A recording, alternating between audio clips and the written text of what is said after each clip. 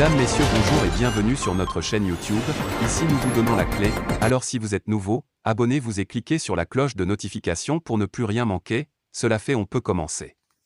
Mission de facilitation, la délégation de la CEDEAO, humiliée à Ouagadougou.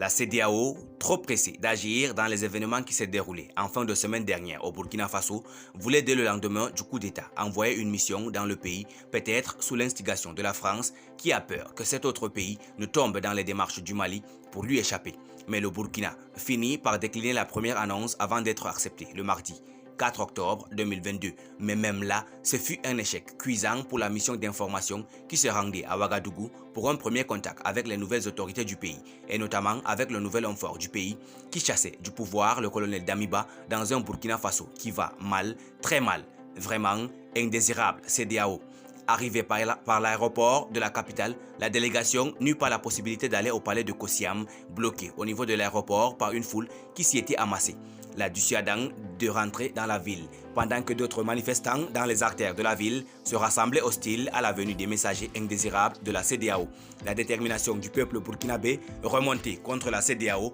était si forte que la délégation, craignant le pire, dut se contenter de rencontrer à l'aéroport la mission déclarée persona non grata. Presque humiliée, la délégation avec l'ex-président nigérien à sa tête pouvait positiver pour dissimuler sa déconvenue, exprimant sa satisfaction à RFI, à qui il se confiait dans un article sur le site de la radio mondiale intitulé « Mahamadou Issoufou, médiateur de la CEDEAO au Burkina Faso, satisfait de la visite de la CEDEAO »,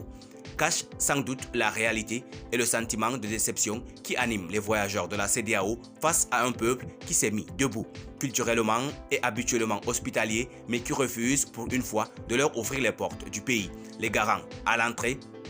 de la ville pour les laisser parler là à leurs autorités. On comprend que dans la déconvenue, sinon dans la frustration même, la délégation humiliée par la voix du médiateur nigérien, déjà récusé par certains burkinabés depuis sa nomination, positive en se contentant des commentaires trop généreux lorsqu'écrit RFI. Les risques d'affrontement au sein de l'armée étaient très aigus. Si ces affrontements avaient eu lieu, l'armée se serait divisée, l'insécurité se serait aggravée, le chaos se serait installé, d'après les analyses de l'ex-président nigérien Issoufou, cherchant confus une porte de sortie après la douche froide que leur réservait le peuple burkinabé révolté contre l'organisation communautaire. Pour montrer que la mission, malgré tout, aura été utile, Mamadou Issoufou, rapportant les assurances qui seraient données par le capitaine Ibrahim Traoré, annonce que la mise en œuvre de l'accord de juillet 2022 sera poursuivie. Pourtant, tout le monde peut reconnaître que face au discours que tenaient les nouvelles autorités qui annonçaient leur volonté de diversifier leurs partenaires, notamment dans la lutte contre le terrorisme,